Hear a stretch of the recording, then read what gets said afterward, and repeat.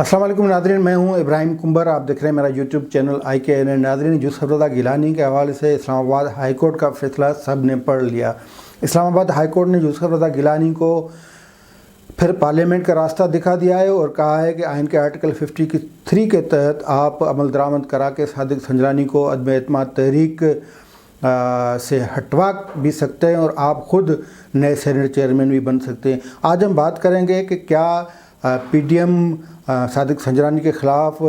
तहरीक अदम एतमाद ला सकती है, उसमें क्या रुकावटें हैं, तहरीक सादिक संजरानी के ख़िलाफ़ ये तहरीक कामयाब हो सकती है और आया यूसुफ रज़ा गिलानी दोबारा सेनेट चेयरमैन मुंतखब हो सकते हैं। फिर deputy chairman senate Mirza Mohammad Afridi के ख़िलाफ़ क्या अदम एतमाद तहरीक कामयाब हो सकती है? अगर नहीं हो सकती क्यों, तो उसके असबाब क्या हैं? लेकिन उससे पहले जिन दोस्तों ने चैनल को सब्सक्राइब नहीं किया वो सब्सक्राइब करें, जो चैनल को पहली मरतबा देख रहे हैं वो सब्सक्राइब करें, बेल आइकन को क्लिक करें ताकि ताज़ा वीडियो अपडेट्स आपको मिल सकें। और अगर वीडियो पसंद आए तो शेयर और लाइक ज़रूर करें। कमेंट्स का इंतज़ार रहेगा आपका, आपकी राय हमारे लिए मोहतरम है। तो जनाब, ये यूसुफ रज़ा गिलानी साहब के हवाले से इस्लामाबाद हाई कोर्ट ने ज़बरदस्त एक फ़ैसला दिया। ज़बरदस्त इस हवाले से दिया है कि उसमें पार्लियामेंट की तौक़ीर, इज़्ज़त, एहतराम, आज़ादी, ख़ुद मुख्तियारी की सब वो बातें ज़बरदस्त लिखी गई हैं जो किताबों में बातें पढ़ी जाती हैं। हालांकि अमली तौर पे पार्लियामेंट को ना ख़ुद मुख्तियारी है ना आज़ादी है। पार्लियामेंट में ऐसे बंदे ला के बिठाए गए हैं जिनको कोई पता नहीं है कि पार्लियामेंट्री सिस्टम क्या है, पार्लियामेंट्री डेमोक्रेसी सिस्टम क्या है, आइन क्या कहता है, पार्लियामेंट का इस्तेमाल किस तरह होना चाहिए। पहले तो पार्लियामेंट कई सालों से डिबेटिंग क्लब था, लेकिन अब उसकी हैसियत वो भी नहीं रही। पॉलिसी साजी का इख्तियार पार्लियामेंट को नहीं, फैसला साजी का इख्तियार पार्लियामेंट को नहीं। ये जो अभी रिसेंटली जो बैकग्राउंड पाक इंडिया बातचीत चल रही है, पार्लियामेंट के किसी बंदे को ही पता नहीं। हालांकि ख़ारजी मामलात, दाखिली मामलात, इन सब की पॉलिसी साजी देना पार्लियामेंट का काम है, लेकिन पार्लियामेंट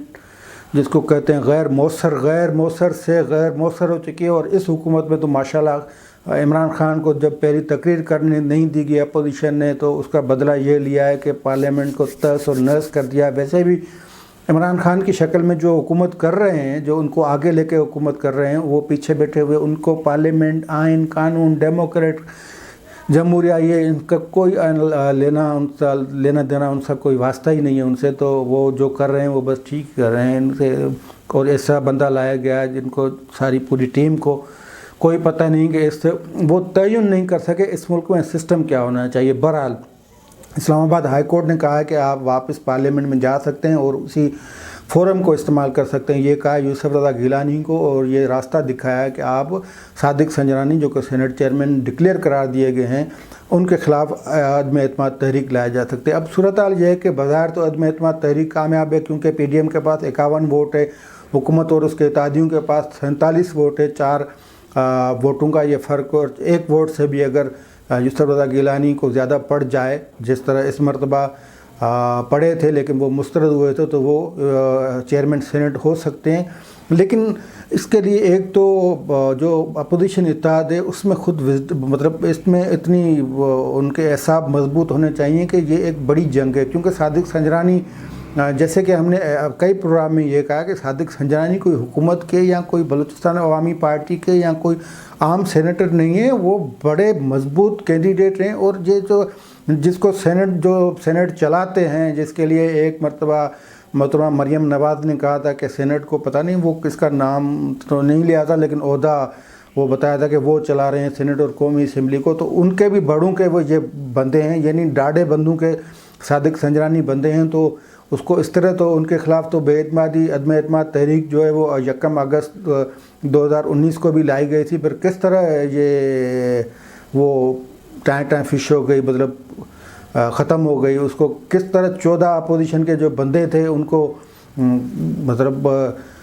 ये जो इनविजिबल हैंड्स हैं, जो नादीदा कुव्वतें, जिनको सब दिग्दर्शन जिनका करते रहते हैं, जिनको पता भी है कि नादीदा ये कुव्वतें कौन है,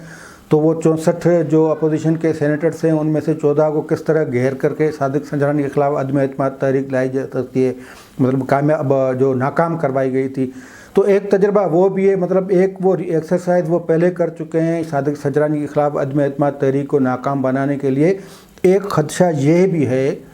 और पीपल्स पार्टी अदम एतमाद तहरीक के बजाय अदालतों के चक्कर क्यों काट रही है, उसके 2-3 रीज़न्स हैं। एक रीज़न سب سے پہلے یہ کہ پی ڈی ایم میں جو پیپلز پارٹی کا کردار ہے وہ کچھ مشکوک سا ہو گیا، تو اب پہلا جو مرحلہ انہوں نے طے کرنا ہوگا اگر اس طرف جاتے ہیں، یعنی پارلیمنٹ کی طرف جاتے ہیں، اور بڑی بدقسمتی کی بات ہے کہ جو جمہوریت کے چیمپئنز خود کو کہلاتے ہیں تمام پی ڈی ایم کے تمام، وہ پارلیمنٹ کا رخ کرنے کے بجائے عدالتی فورم پہ وہ ادھر ادھر سے بھٹک رہے ہیں۔ اب کل ایک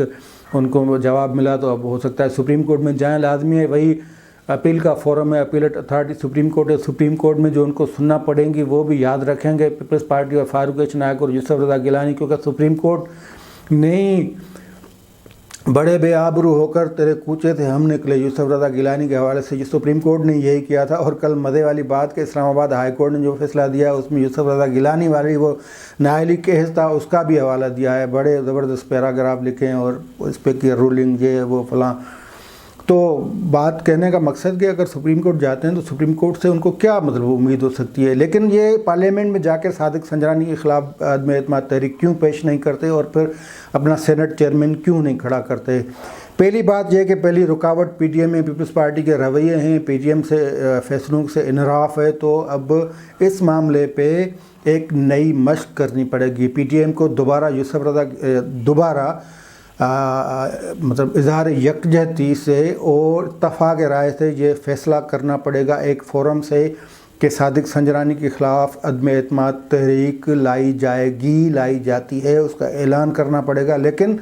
اس سے پہلے پیپلز پارٹی کو یہ اتفاق پیپلز پارٹی کو یہ رائے دینی پڑے گی، یہ تجویز مطالبہ کرنے کا پڑے گا کہ وہ صادق سنجرانی کو ہٹائیں گے۔ آیا یہ بھی دیکھنا پڑے گا پیپلز پارٹی سنجیدہ ہے یا نہیں اس عدم اعتماد تحریک کے حوالے سے، اس کے بعد ہی پی ڈی ایم بیٹھک کرے گی، اور پی ڈی ایم میں کتنا اتفاق ہوگا کیونکہ بیچ میں کافی کئی مسئلے آئے گئے ہیں، تو پی ڈی ایم اپنے جو سینیٹرز ہیں، جو 51 ان کے سینیٹرز ہیں، اس میں مختلف جماعتیں ہیں، وہ ان کو کس طرح اعتماد میں پی ڈی ایم لائے گی کہ وہ سب سینیٹرز عدم اعتماد کا جو ووٹ عدم اعتماد تحریک کے حق میں ووٹ دیں اور صادق سنجرانی کو ہٹائیں۔ اس کے بعد پھر یہ بات بھی لازمی ہے پی ڈی ایم کے فورم پہ آئے گی کہ بھئی 7 ووٹ کس طرح خارج ہو گئے، اس کے پیچھے کیا چکر تھا، اس کے پیچھے وہ کیا گھن چکر کیا تھا، تو یہ بھی پیپلز پارٹی کو پھر بتانا پڑے گا کہ بھائی اس طرح مسئلہ تھا،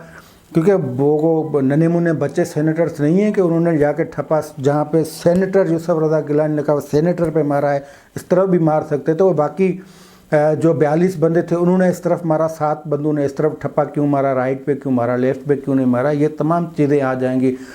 پھر آتی ہے اگر اتفاق ہوتا ہے تو صادق سنجرانی کے خلاف عدم اعتماد تحریک کو ناکام بنانے کے لیے جو حربے ہیں اس سے پی ڈی ایم کس طرح نمٹے گی، کیونکہ ایک تو اپنے سینیٹرز کو کنٹرول کرنا پڑے گا، قابو میں لانا پڑے گا کہ آپ کو کوئی دھمکی، کوئی فائل، کوئی ویڈیو، کوئی فون، کوئی میسیج، کوئی رابطے، کوئی مشاورت، کوئی اس طرح کے کوئی لالچ، کوئی جھانسا اس میں نہیں آنا پڑے گا۔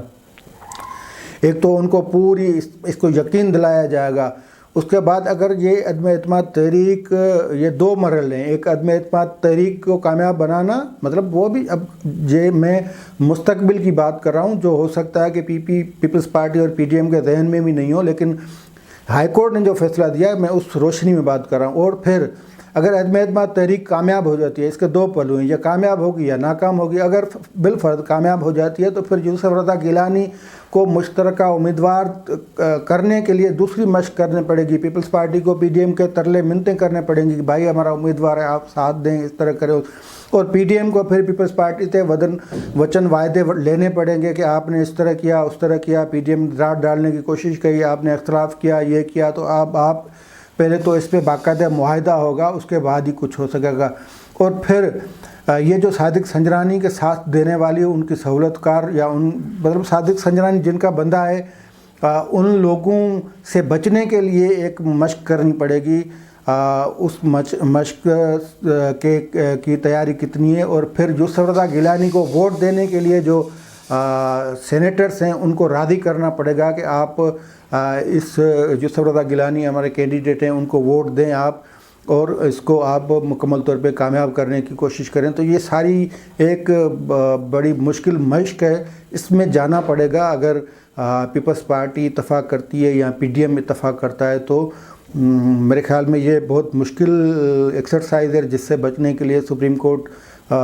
کبھی ہائی کورٹ اور کبھی سپریم کورٹ کی طرف جانے کا یہ سوچ رہے ہیں، اور یہ پیپلز پارٹی سمجھتی ہے کہ یہاں سے اگر ریلیف ہمیں مل گیا تو پھر پی ڈی ایم کی ترلے منتیں کرنے کی ضرورت کیوں ہے. لیکن میرا نہیں خیال کہ جو آئینی راستہ ہے اس سے ہٹ کر دوسرا کوئی فورم پیپلز پارٹی کو یا یوسف رضا گیلانی کو ریلیف دے سکتا ہے. آج کے لیے اتنا ہی، دیجیے اجازت. اللہ حافظ.